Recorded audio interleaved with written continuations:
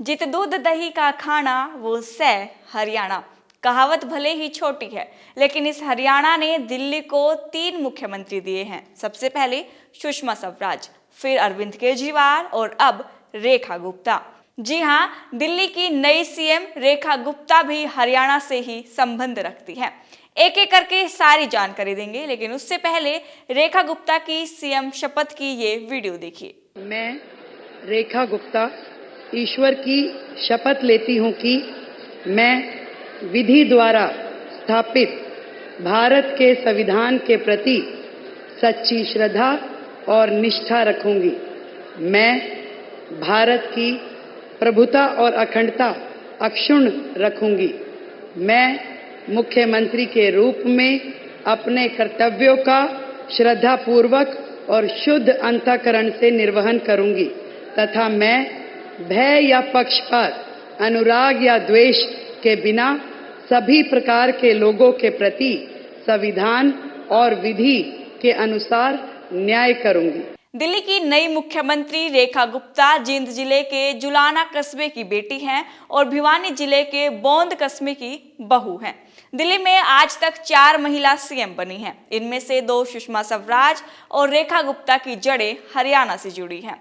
दोनों ने आरएसएस से शुरुआत की और उसके बाद भाजपा के जरिए एक्टिव पॉलिटिक्स में आ गई। दोनों ही वकील भी रही हैं और सुषमा की तरह ही रेखा गुप्ता भी मुखर वक्ता हैं। रेखा गुप्ता का जन्म 19 जुलाई 1974 को हुआ था। उनके दादा मनीराम और परिवार के लोग हरियाणा के जुलाना में रहते थे। रेखा के पिता जय भगवान 1972 में बैंक ऑफ इंडिया में मैनेजर बने। उन्हें दिल्ली में ड्यूटी मिली तो पूरा परिवार दिल्ली ही शिफ्ट हो गया। रेखा की स्कूली पढ़ाई दिल्ली में ही हुई। उन्होंने दिल्ली के ही दौलत राम कॉलेज से बीकॉम किया। इसके बाद एलएलबी की पढ़ाई की और फिर कुछ समय के लिए वकालत भी की। छात्र जीवन से ही रेखा राजनीति में सक्रिय हो गई थी और कॉलेज टाइम से ही आरएसएस से जुड़ी हैं। रेखा के पति मनीष स्पेयर पार्ट का बिजनेस करते हैं। रेखा ने इससे पहले भी 2 बार विधानसभा चुनाव लड़ा है।